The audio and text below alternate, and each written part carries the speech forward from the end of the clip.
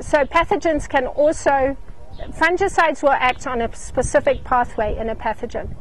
And that metabolic pathway in the pathogen is controlled by various genes. And what can happen is the pathogen can change those genes, and so the fungicide is no longer effective against that pathogen because the fungicide is not switching off that pathway.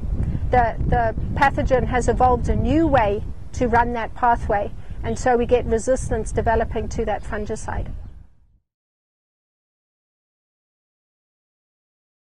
You know, I think we're just getting to the tip of the iceberg. So most growers are going to be familiar with glyphosate and glyphosate resistance. So we've been spraying glyphosate and weeds have evolved to become resistant to the glyphosate.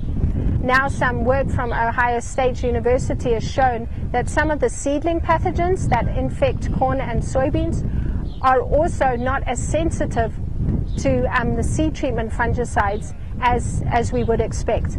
Now there's a chance that those pathogens have evolved this resistance because we've been continuing using the same fungicides, but there's also a chance that this is just naturally occurring resistance in the population, that some pathogens just have a different pathway and so they're not affected by these fungicides, and therefore when we use these fungicides in the field, we kill the other pathogens, but the pathogens that are less sensitive then increase in population numbers.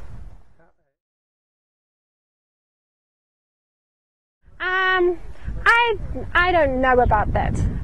But I think it's something that we definitely have to keep an eye on. And so there are several of my colleagues at Illinois and elsewhere are monitoring fungicide sensitivity and different pathogens, so that if we do see a shift in these populations, that we'll know, and we can and the seed treatment and the fungicide companies will know, and so together we can work to make sure that growers have something to help manage.